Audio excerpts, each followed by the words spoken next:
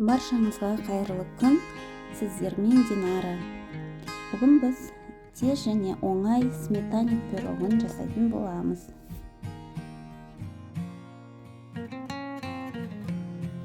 Алдымен 250 грамм ұнға 100 грамм майымызды салып теркадан өткізіп аламыз.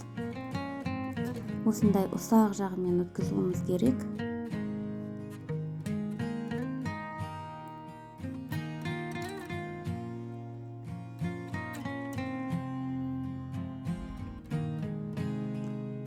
Содан кейін осылай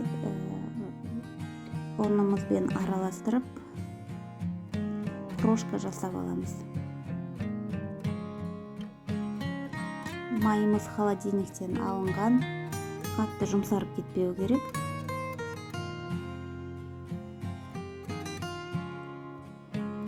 Осылай бәрін араластырып аламыз.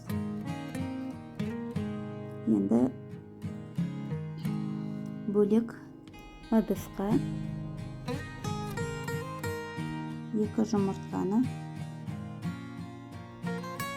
100 грамм қантпен және де кішкене тұзбен миксерлейміз. Әбден миксерлейміз жұмыртқамыз ағарғанша. 5 минуттай миксерлеп аламыз. Мінекей осылай болу керек.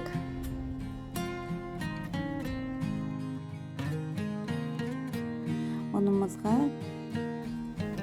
қопсытқыш, яғни разрыхлитель қосып араластырамыз. Бөлек араластырып алған жұмыртқамызды енді ұнмен біріктіріп қамыр жасап аламыз.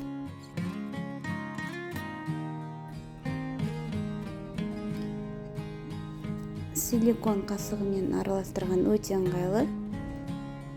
Өздеріңіз қалауыңызша қандай қасықпен араластырсаңыздар да бола береді. Одан кейін қолымызбен жұмсақ қамыр илейміз.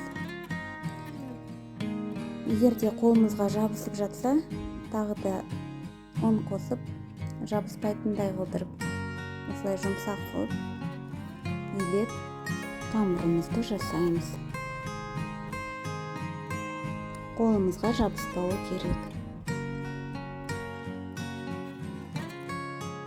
Дайын болған қамырымызды тоңазытқышқа 30 минуттай қойып қоямыз. Енді начинкасын дайындаймыз. Салмасына 500 грамм қаймақ қосамыз.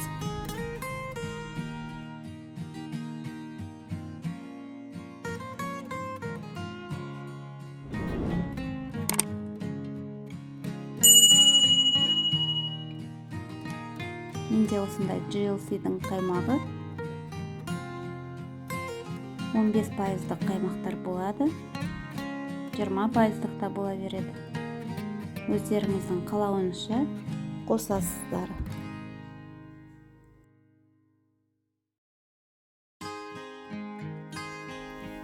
Енді қаймақтың үстінен 100 грамм қант, 4 жұмыртқа қосып араластырамыз. Менде бір жұмыртқа 60-65 граммдай болады.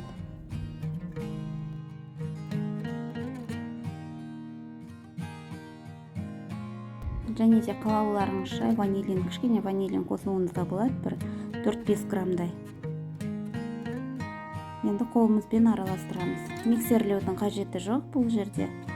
Бәрі араласса, бірыңғай болса жеткілікті.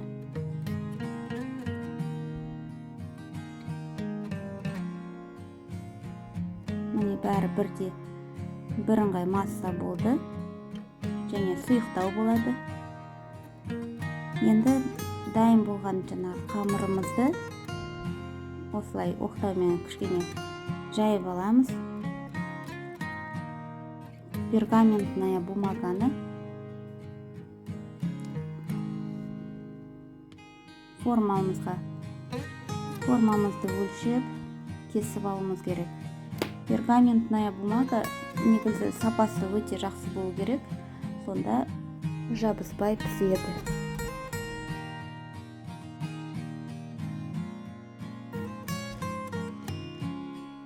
Ал енді қамырымызды формамызға салып, осындай бортиктарын жасаймыз.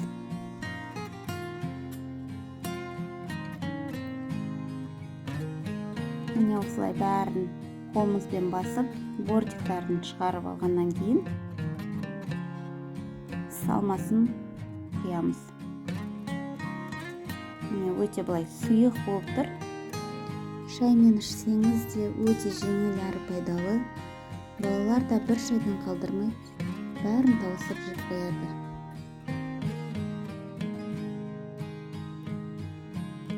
Енді міне духовкамызға қазір қоямыз. Духовкамызда 180 градуста 40-50 минуттай пісіреміз. Ол сіздердің духовкаларыңызға байланысты. Міне біздің пирогымыз пісіп, сарғайып, өте дәмді шықты. Астарыңыз дәмді болсын, жасап көріңіздер.